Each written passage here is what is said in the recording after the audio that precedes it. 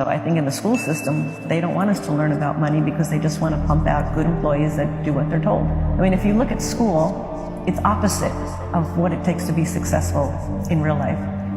Don't make a mistake. Do as you're told. Take tests by yourself. Don't cooperate. Do it by yourself. Do it on your own. The last thing was, oh, there's only one right answer. No, there's tons of answers to a problem. So you come out of school scared to death of making a mistake.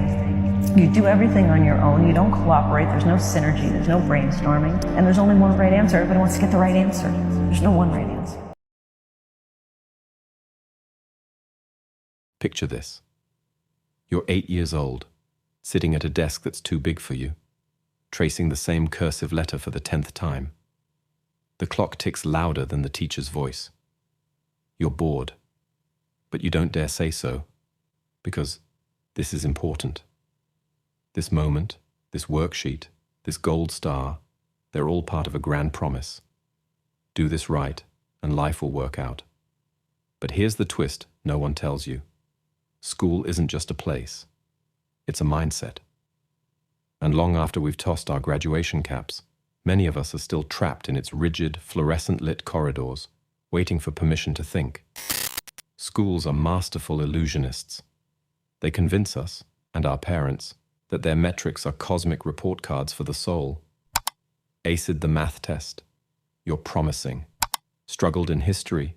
You're falling behind. The message seeps in early.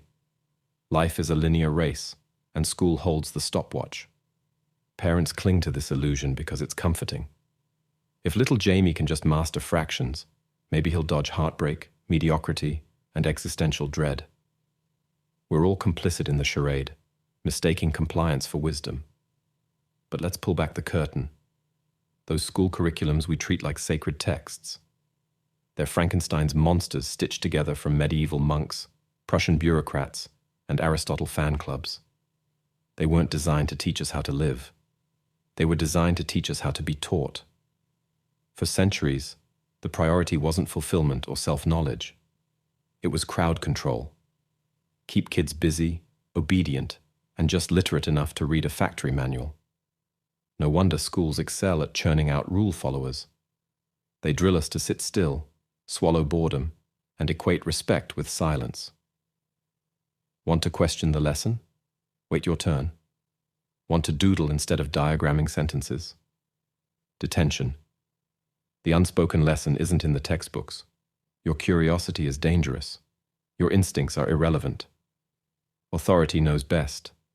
Fast forward to adulthood.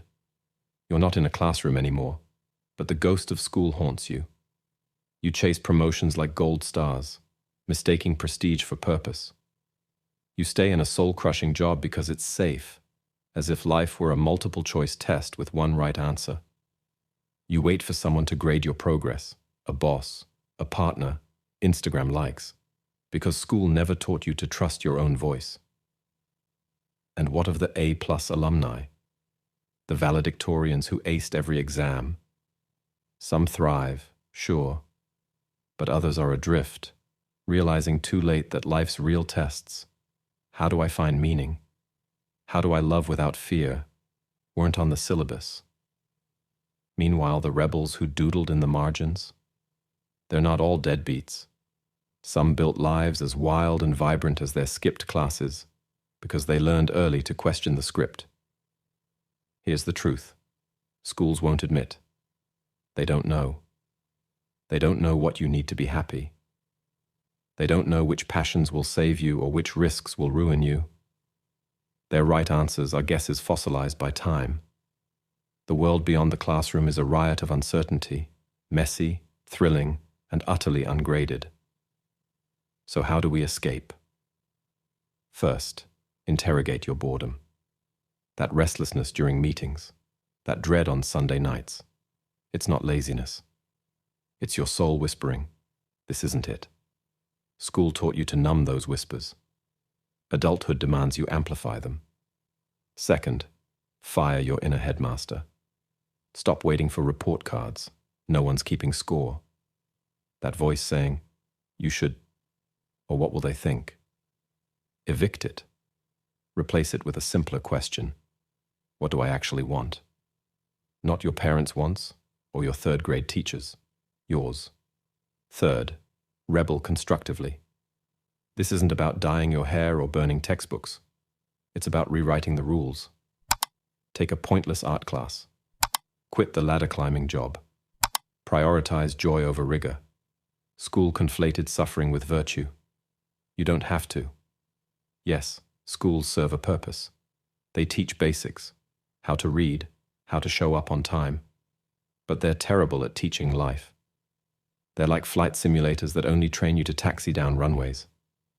The real work begins when you step off the tarmac. Maybe you'll stumble. Maybe you'll fail. But failure, as any dropout knows, is just feedback. And unlike school, life lets you retake the test as many times as you want. So here's your final exam, ungraded and unscripted. What would you learn if no one were watching? How would you live if success weren't defined by a system built for factory workers and monks? Graduation isn't a ceremony. It's a choice. To stop raising your hand and start raising your voice.